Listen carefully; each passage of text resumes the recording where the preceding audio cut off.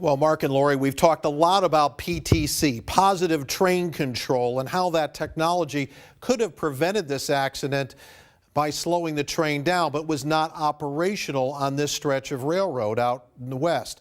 That leaves everything up to the crew, the engineer and the conductor, and raises questions about whether the training was adequate on a line that's new to them.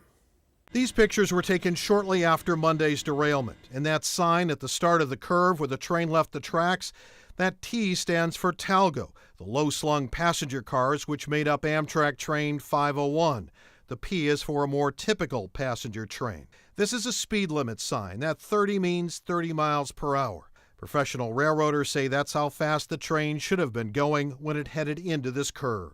Our King 5 cameras were on board during a preview run a week ago Friday, crossing that very bridge, and this is what 30 miles per hour looks like, no derailment. But at 80 miles per hour, you get a different result. The physics of the train moving that fast would keep it heading straight, and the locomotive with half the train headed directly off the rails Monday morning and left few marks back on the tracks themselves. NTSB board member Bella Dinzar. There were witness marks, we call those witness marks, from the wheels on the ties where the wheels had departed the track. But the sign we just showed you is not the only sign as it relates to speed on that curve. This sign, with the same numbers and letters set at an angles 2 miles ahead, is an advanced warning to slow down, that the 30-mile-per-hour restriction is coming up. In this case, having to slow down from 75 miles per hour. That's standard practice with Amtrak. The conductor has a daily bulletin with speed restrictions, and it's always a practice to get on that radio to say, hey, just a reminder, we have a 20-mile-an-hour speed restriction ahead, there's a 30 up ahead. Mike Callanan is a former Amtrak conductor who worked for 9 years up and down the East Coast, including Amtrak's busy Northeast corridor, which saw 8 killed in another overspeed accident in Philadelphia in 2015. I knew the entire crew.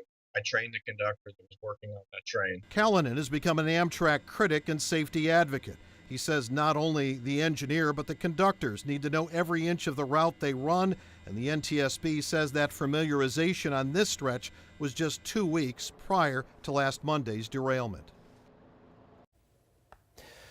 Now, what we're wondering here is how many trips that they had made in that 2-week period. Again, that was the period. The question is how much training did they get? And that was Callanan's big question here. Was that enough?